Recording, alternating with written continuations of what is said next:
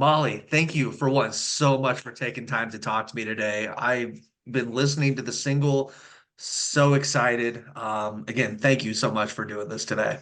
Of course. Thank you for having me. Yeah, absolutely. The new song, Someone Like You, so good. The video is just absolutely stunning. Can you take me through kind of just the concept and the theme of what this song is? Yeah, sure. Someone Just Like You is a song about kind of dealing with narcissistic people. And I had a writing partner that I worked with for many, many years. And there was always a little bit of somewhat of like an ego struggle there, which I didn't understand because, creative people, it's much more exciting and you can have such a larger impact when you work together.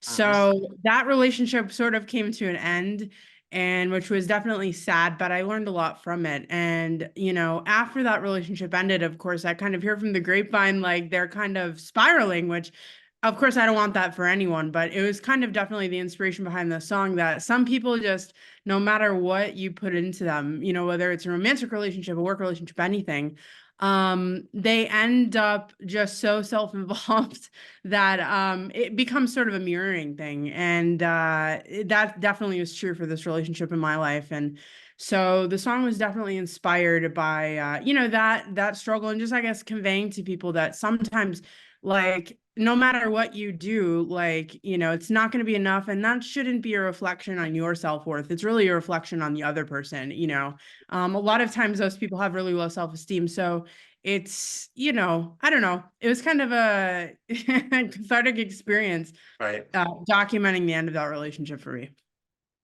Is it hard to take a negative situation, one that may have been personally difficult for you, the songwriter, and trying to make a positive out of it with a song? Yeah, for sure. I mean, when the relationship was kind of blowing up at the time, it was bad. Like, because this person had been a part of my life, especially musically for many years. So I think it was good to have an outlet to sort of get the emotions out and still kind of, say what I had to say. Because that's the hardest thing. Like people like that, they want the last word. And so you Yeah. kind of have to be the bigger person and let it go. And my way of doing that is, and hopefully me trying to get my own last word is putting out a song like this. And not only Yeah. for myself, but hoping it, speaks to everybody that's, sort of dealing with that situation. Cause I have a feeling that it's a very commonplace in today's day and age. Yeah, definitely. Which is why I think people are going to relate to the song and do relate to the song Hope so. as well as they do. Um, but I mean, not just this one, like My Sweet Burning Heart, like the songs are very, very personal. How much does the music and the songwriting, because as the listener, it helps us through a lot of stuff, but as the person who's writing it, how therapeutic is it? How much does it help you kind of work through that situation and those experiences and sort that out for yourself when you're writing it and putting it to art? Yeah, so it does for sure. Because I feel like a lot of times, especially when you're dealing with, some sort of personal catastrophe, like a Mhm. lot of people don't feel comfortable saying what they want to say. Yeah. So, not that songwriting is passive aggressive, but it's kind of like, listen, I don't care anymore about, last words or politics or this and that. Like, this is my chance to sort of tell everybody exactly what I wanted to say when maybe I couldn't. So, Mhm. My Sweet Burning Heart was actually written by Pepper Gomez lyrically. She's actually the owner of the label that I'm signed to. And she went through a similar experience that I did, I think. So I think definitely all songwriters can relate in one way or another. It's a way to, say what you want to say without perhaps directing it specifically to someone, or when you feel like you sort of didn't get your piece. It's just one way to Sure. sort of, move on from it and say, hey, I did say it eventually. It just took a while to. Right. Mhm. With someone just like you, how did Miles and Pepper as the producers help the process, the final product? What did they really bring to it to help you as the artist? Yeah, good question. So Miles, he had written the track as like an instrumental, Okay. He had sent it to me, as he does send me stuff here and there, and it was heavier than what I'm used to, but Mhm. My Sweet Burning Heart was such a sort of departure stylistically from what I'm used to. Yeah. Then all of a sudden I'm like, okay, well, let's go the complete opposite direction, to just see where the sweet spot is. So he had written the song. It's definitely a heavy riff. It leads off with a heavy riff, and I loved it. So he really supported me throughout the process of taking, because I think he sends me clips in like a minute and a half, and we kind of work together to build them off. But he musically, he's so talented, and he understands also my vocal range, and he really, I Right. think, wanted to push me to the max on this one, but it's fine. I think, the end product is definitely something I'm not used to, but I like it, and I hope that, everybody does too. And then Pepper, she's the cheerleader in the background, always supportive, always, giving tips here and there. So it's always a team effort for sure. Which is harder when it comes to a heavier style than you're used to? Is it harder vocally or Yes. guitar or playing guitar? Because you play guitar on a lot of your stuff as well. You're a I guitarist. do. Yeah, I'm a Yeah. guitarist first, and I was a guitarist for 10 years, Mhm. before I started singing, playing with the various different bands. Mhm. And as a guitarist, I love it because heavier stuff is a lot more fun to play. It's more, Right. you could take a lot more leisures, I suppose, because the heavy music is always pushing boundaries, sonically. But singing, however, I'm still a newbie, so it was hard. And I work with a vocal engineer out of Connecticut, where I'm from. His Okay. name's Guido, and it was amazing to kind of work with me in the booth because Miles is, states away. So working with Miles, normally with other producers I've worked with in the past, they're yelling at you, telling you what to do, and really pushing you. So it was important for me because Miles is so far away. Miles is Hmm. that I had someone I could work with also on the ground to help push me through the vocals, which is definitely Guido here locally at a Dirt Floor studio, which is my very favorite place. So again, teamwork effort, and singing was definitely difficult on this one for sure. Who came up with the artwork and the concept for the video? So, the artwork was a good friend of mine, Jason from JamX Productions. He Okay. just was sending me ideas, and I thought the point of the song is again like one person just continuing to try and find people to mirror on until they're happy, and it ends up being like the same person. So the face with like a different face punctured, and I thought it was cute and representative of it. So that was that. In the video, we actually resurrected an old video that I made that never sort of saw the light of day, Really? and with an amazing animator. His name is Jesse Bond. Love him. It's super cool to see myself as a character. Um, and the video concept is again like the whole theme of the song is you can keep chasing this person forever, but they're really not going to change. And if you've seen the video now, like it's basically on top of being a lyric video, it's these two characters who are chasing each other through time. Like I think it starts in like ancient Rome, and then there's some like ancient Japanese kung fu fighting that Yeah. happened all the way to like futuristic with a spaceship. So, and again, it's just the same thing until, the protagonist, I suppose, finally beats the riddle or whatever of this guy and says, "All right, I'm done with you." And literally, I believe like blows him up. And then, that's how it ends. So, a really, really great job by Jesse Bond for sure. And then again, my friend Jason from JamX put it all together. So, I love it. I think it's really cool. Yeah. And I'm excited for people to see it. Yes. How long was the process, just overall, from when you sat down to start writing the song is done, you start on the video is done, now we have the full package. How long was the entire kind of gamut of the whole thing? Oh, good. 2 months ago, the song didn't exist, so it was Really? quick. It was very quick, this one, and usually it doesn't ever work that way. But Right. it Yeah. just happened. Like Miles sent me the song, I loved it. I, went into the studio with Guido, and like we banged it out really fast. And he's a quick editor, so and Pepper liked the song right away, which was a big help because sometimes that's part of the deal. Is the label, of course, wants to support success, but she loved it. And then we had a block of 5 songs, and she said, "Let's move forward with this one." And like I said, the video would have taken a lot longer if I didn't already have some of it, and we just had to arrange it to fit the song. So it was definitely a sprint to the finish line. So I'm really excited for this to be out, and Yes. sort of a weight is lifted now that all the crazy moving pieces are done. How hard is the wait when you know like it's done and it's been done and you're just waiting for it. I feel like the last couple days and the last day or two of the wait is the hardest, but like how anxious have you been?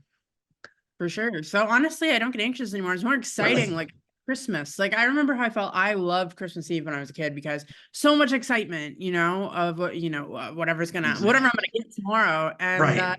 same feeling. Like this one is different just because everything happened so fast. Like even yesterday, I screwed something up with a Premiere link or something. And so there's like always things to keep you going to get to the Yeah. point. But now I've put out so many different pieces of music that I was not confident with, and I've gotten good feedback all the time. So like the biggest anxiety is, oh, people are gonna hate the singing because I'm not a singer, I'm not. Right. So that still gives me a little anxiety, but I decided just like, whatever. People are gonna say what they're gonna say. I just hope more people like it than dislike it, is Right. all. Unless it's like a Right. Rip Black thing where it's so bad that it's good. That'd be cool too, but I'd rather much be good just for being I good. don't think it's gonna be that. I really don't. Thank I love you. it. I've listened to it 5 times. I've listened to it 5 times a day, and I'm Oh, at that's work today, awesome. so I'm so excited. I hope the rest of the office likes it because I've listened to it at work at my desk. So hopefully they like it too because Good. No, they're gonna hear it I'm more. So awesome. um, Converting what fans. was Thank you. what was your reaction and what did it mean to you when you got a situation like End of the World is charting in the top 40 of the rock charts and My Sweet Burning Heart? It's number one on a chart. I mean, that's gotta be. I've personally never had that anything like that happen. What were those moments like for you? Good. It was like a lot of work up for just 1 second. And that's kind of the funny thing about it. Like I was thinking about this with End of the World because that was really like exciting for me because I've always been in rock. And of course my Sweet Burning Heart, that was awesome. Yeah, For what was on DRT. But for End of the World, because I kind of I had a lot of people in this industry, there's a lot of people who are nonsense. Like they promise the world and then nothing ever comes through. I had been yes, through literally up to 2 weeks before that song came out. I found out that my whole team was basically, fraud people, and I had to do everything on my own when it came out. So when it started charting, which was really unexpected, because like I said, I basically had no team. It was one, hmm I created because when you have a release, you need to give it 6 weeks to build. And so wasn't expecting anything. And you know what's funny? I was refreshing that chart. I was in New Orleans the specific day that it went top 40. And I was sitting there at like 1 o'clock refreshing the chart, refreshing the chart. And you know what? Like as soon as it popped up, I was so excited. And like that 5 seconds it takes your brain to read the name. I had been waiting yeah, for that whole life, and then it was just like over. But to be able to know that you accomplished that, and it wasn't all for nothing. Because sometimes music feels like it's all for nothing, yeah. because so much hmm less. But it was awesome, and I really, really am hoping that the song surpasses End of the World. Although End of the World, I think was a great song, but I'm excited to see what happens. My Sweet Burning Heart has a little bit of a country twang and a country vibe to it a little bit. You're a rock girl. You love rock. What made you go down that road and explore that option? Well, I when I was a guitar player, hired gun type of world. I did Okay. play with some country bands, so I had Okay. experience in the country world.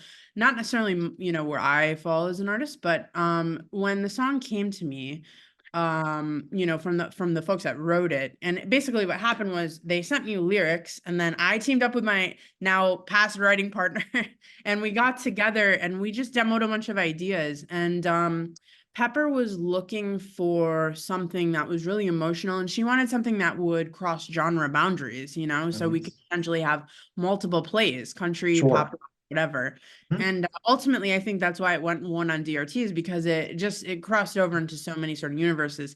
But as in terms of singing that song, I was definitely that was one of the most anxious releases I had because I'm my voice is very much rock, and I don't know if Yeah. you can tell, but I have a low voice too for a girl. And I was very nervous about how that was going to be received because it just, I don't know, it's weird. It was my first time doing it, so I didn't really feel comfortable. But the fact that, even to this day, it continues to spin pretty good, like, is Yeah. definitely exciting. But I'm happy definitely to be much more comfortable being back in rock. Yeah. I mean, rock is, I cover all sorts of stuff. Rock is my bread and butter. Like, there's nothing like a rock crowd. Like, the shows are the best. Like, It's so um, fun. working with Waylon on Lifetime, Yeah. you initially had Hugo from Tantric work in the early stages and the demoing of it, but bringing Waylon on for the final, that is not his style of music that he would normally sing on No. at all. Like, not even close. What was No. it like having him on a song like that? How did you get connected with him, and what was his reaction when he heard the musical style of the song? Like, he's the Well, nicest guy in the world. He had to have been like, oh yeah, he you was know, great. Well, how much time do you have? Because it's a story, but I've got all the time in the world. awesome. So that Lifetime was an absolute whirlwind of a disaster for most of its life until it actually came out. So, Hugo and I had worked together, kind of like he wanted me to come over to Tantric to play guitar, which, I agreed to. And that whole thing blew up in a very bad way, an unexpected way. Sure. It turns out he didn't have the job to give. The job was already given, and I don't know what his end goal was. Yeah, but it Oh, was terrible. Like a week before the tour, I was like, "Where am I supposed to go?" And he's like, "Oh, text my manager," and I did. And the manager is like, "Who are you?" So I'm like, "All right, that's bad." So oh, anyway, that situation kind of resolved, and what came out of it was he's like, I feel really bad because it was just miscommunication or whatever it was. And let's do a song together, and I'll help you arrange it and whatever. Because at this point, I knew I wanted to sing because I was done with the hired gun stuff because that happens, and I don't want to do that anymore. It's too old. So me and him went to Pearl Sound Studio in Detroit with Chuck Alkazian, who's a great producer. I love him. And in like 4 hours, we just sat together and we sort of wrote the song. We came up with the song, and it was great. Um, Typical, and I should have known, more chaos happened, and it resulted in, Hugo not being picked for the song. Again, a lot of drama and just, craziness. And Waylon was kind of a mutual friend of mine, and I was having a conversation just casually about it. And his right away, he went into like almost like protective dad mode. He's like, he was really, really upset that I was going through that. And yeah, immediately he's like, I got it. He's like, I'll do it. No problem. Let's go. yeah. So he completely saved the day because that was a year of just chaos. And Wow. from the other guy. And so Right. he became Wow. really good friends, and they're him and Julie, his wife, are great friends of ours today. And I mean, That's they awesome. were awesome, and we ended up touring together a little bit when the song came out. So it was great. Nice. It was great. So a terrible situation, That's Waylon awesome. single-handedly completely saved the day. So I'm always grateful for him to that. So I didn't think he anticipated on doing that genre, but he knew that I needed some help and I was going through Yeah. it. He stepped up, which was amazing, and I'll Yeah. always be indebted to him for that act for sure. I remember talking to him about the Killer's Confessions solo record or EP that they did, and he gave like feature spots or full songs to other members of the band. I was like, why do that? It's cool, but why? He's like, I want to give these guys, they're so good. I just want to give them like that chance. I'm like, man, it just seems like he's all about helping other artists when they're good. He's so nice. A super Southern charm type guy. Yeah, Like just really yes, happy to yes, help out. And like he heard like what I was kind of going through at the time. And he's like, say no more. I got you. Like, let's do it. And one of the nicest things that anyone could ever do. So super grateful for him. I have a lot of also some following now from the AKC fans. So I love them nice, as well. They've been supportive. nice. So I love them all. Really great That's. people. I read an I read an older interview you did from a few years ago where you had talked about your first gig being opening for All American Rejects. Is that right? Yeah, that was one of the first big ones I had for sure. And that in itself opened a lot of doors for me. But that was a really funny gig. And hopefully it's scraped from the internet now because it was really bad. But we had a blast and we loved it. And what a time. It was like a high school garage band. But Oh wow, from okay. yeah, which was, when you're doing it, you're like, this is the best. We're gonna go to the Grammys. But then you watch it 10 years Yeah. later, and it's like, oh God. But you know what? It was a blast. We had so much fun. And it did that opening sort of act gig helped me make a lot more connections to start like my hired gun stuff. So and that band Nice. ended up getting signed somehow to Arrowhead Records, which doesn't exist Really? anymore, but now I think it's the Rock Rage Radio folks. And it was a good Okay. experience to sort of branch out and do good things. And that's how I sort of transitioned from that experience into hired gun stuff is I met a lot of people, so Right. and then I did the hired gun stuff for a bit, and then I got older and I got, tired of that life. So I wanted Mhm. to be my own boss. And the only way to do that in this industry is you have to sing. So Yeah. it's kind of what we got here. Yeah. Yeah, what is it like balancing being a younger artist, really trying to get to where you want to get to, but also being an attorney off to the side in outside of music? Is that hard to balance? And how does being an attorney help you as an artist? Yeah, that's a great question. So it's funny because usually people say, well, I'm an attorney and my backup is, music or whatever. But for me, fortunately, it was the other way around. My backup is attorney, which Wow. it's super, I'm super lucky to have that. Although, I do still do attorney stuff day to day. Mhm. But one of the reasons that, law school I think intrigued me, and it was still while I was touring too. Like funny enough about Waylon, but I was studying for the bar exam on the Killer's Confession tour. Literally every day I would be on the computer doing my bar prep, and then at night we'd have a gig. Somehow I passed on the first try miraculously. Nice. But I law school intrigued me just because I knew that first of all, well, selfishly, I knew I needed money if I was going to pursue music, but that's not really Mhm. why I did it. But really, like the situations that I was dealt, kind of growing up, like a lot of folks take advantage of people all over the place. So I wanted to kind of know my own rights, and I thought that that was a better way to do it than to learn what they are, firsthand and be able to sort of defend. And I think even like when I entered into a label, a record deal like with Pepper, she was super respectful of I thought that people might not want to deal with me because, I'm not able to I'm not really taking any crap. But Yeah. Pepper was super respectful. She in another life was a professional as well. So Wake Up was great because, I landed in a spot where she actually respected that, and was asked questions and stuff. So in that regard, I do use it a little bit in my own career, but actually I get crazy amounts of calls from artists all the time who know me from music that need help. Yeah. And so from that, I've sort of become connected to all kinds of crazy people all over the place.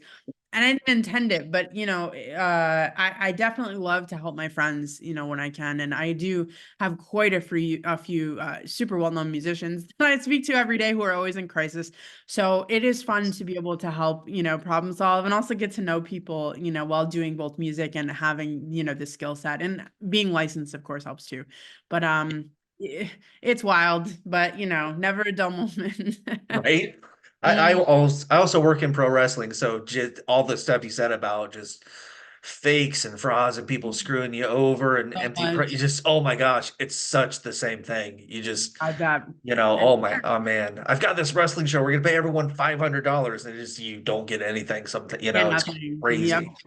Oh, I absolutely. And then it Yeah, is exactly like that. So, I yeah, mean, people, I think when you approach the situation, and by the way, I'm also an attorney, you get treated much different, which, yeah, is yeah. unfortunate, but I would like to try and spread the wealth a little bit and, Hmm. try to create, I don't know, pathways for artists to feel more empowered legally, Sure. especially in the age of streaming and all the crazy stuff that's happening, Oh, in the big leagues. yeah. What is it like? The differences between writing with a band and just writing for yourself as a solo artist. I mean, obviously, like when it's your name, it's yours. It's your Mm. project, just you. But what are some of the differences that maybe people don't really think of? Yeah, well, I think it's funny because even writing for myself, like there's always other people involved, but Sure. ultimately my name is the one that's on it. So it's more Yeah. pressure, I think, when I don't have a band to fall back on. I did some songwriting for some artists in the past as a ghostwriter, which, I enjoyed that again because there's like almost no pressure. It's like if Yeah. they wanted the song, they bought it, and then that was it. And but in the same Right. regard, you're not going to get the credit of, hey, that was my song, which is fine. It's all about, of course, the creative process. But honestly, when I used to write really in a band atmosphere, again, when I was ghostwriting, I did have a writing partner, which was, it was great to creatively flow. I was more the guitar player, he was the singer. And before that, when I was actually in bands, like it's a hard to have a lot of cooks in the kitchen. And a lot Mhm. of times you're sort of trying to throw out ideas and trying to make them stick.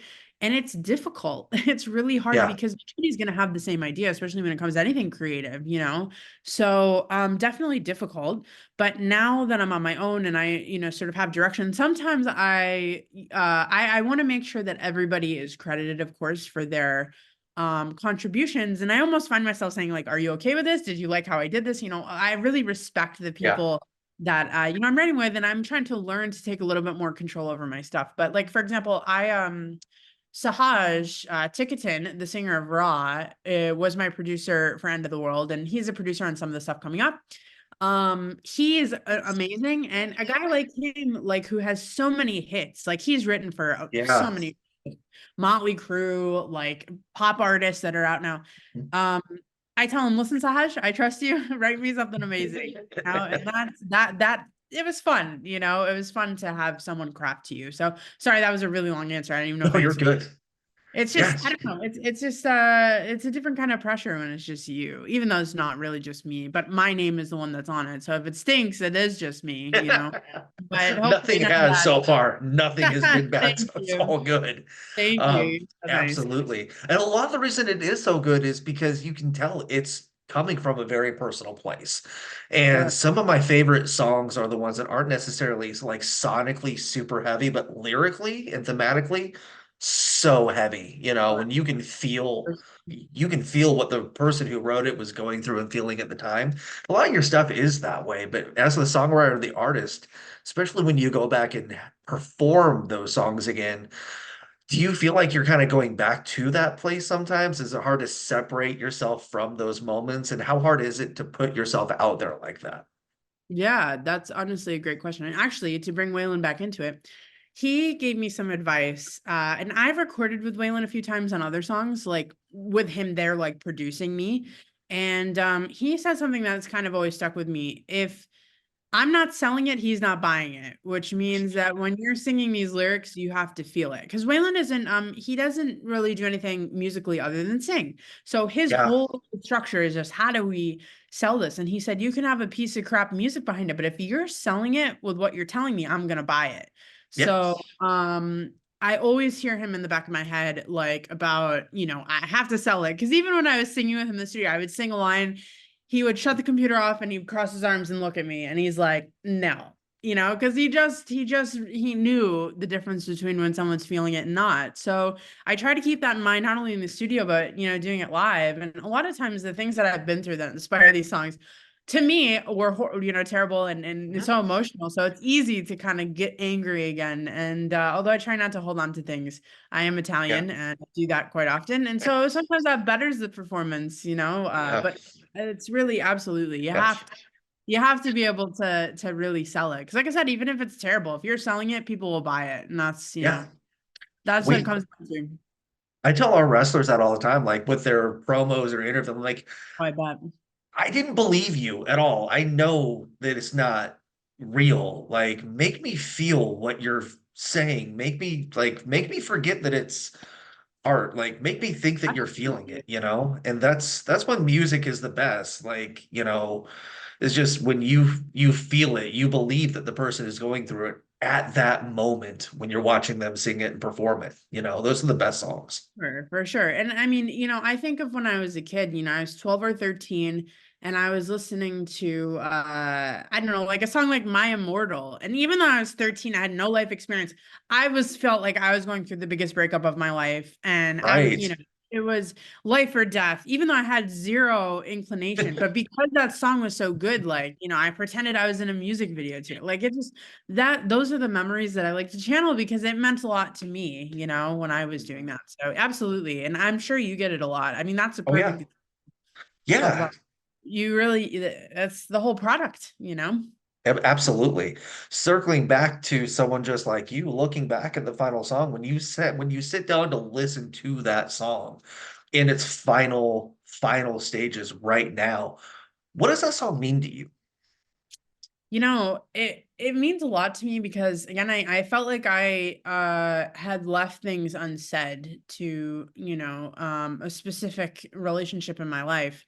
And to be able to listen to it and understand exactly what I'm saying, because I mean, I'll be the first person to say a lot of lyrics that I write, although thematically they do fall into some event that's happened in my life. Sometimes I'm just looking up in a thesaurus, like rhymes, and it's Yeah. not always, but this song, a lot of it was, and I worked actually with Alex Rhodes, who's one of my good friends, her first song ever. She helped me out with some of the lyrical things. And just to be able to and say that, because the person, he loved having the last word. And again, like the relationship is 100% done and there's no going back in it.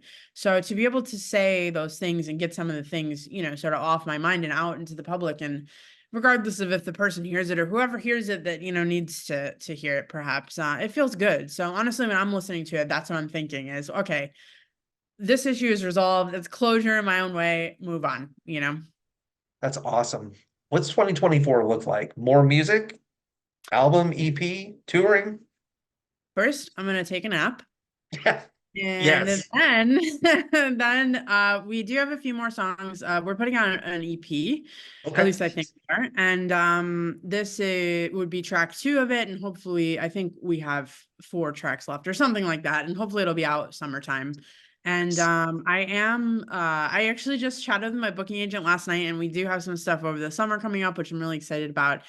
And honestly, just riding the flow. I really hope this song charts, and I hope it charts well because it's our first rock project together with me and Wake Up, and I'm excited about the song. I love the video. I think it's adorable in the most rock way possible, and I'm just excited. Live every Yeah. day, see what happens. It's a badass video. It's Thank you. I'm so so awesome. excited. It's I'm so so excited awesome. to hear you say that. Absolutely. Where can people find you, connect with you online, get in touch, all that stuff? Yeah. So honestly, I think on all the platforms we're at Molly, MOLLYDAGO. Facebook, Instagram, whatever, you name it, it's probably out there somewhere. So come say hi, tell us what you think about the song, the video, everything. And of course, the song streams live to tomorrow, or maybe you're hearing this today on the Right. 26th. Spotify, everywhere music is, go find it and tell me what you think. Also call in your radio stations, of course, tell them what you think, and we hope for the best. Yes. Molly, thank you so much for taking time to do Sure. this today. This has been absolutely amazing. I've had an absolute blast. Thank you Thank so you. much. Thank you for Yes. having me. I really, really appreciate it. And hopefully this won't be the last time.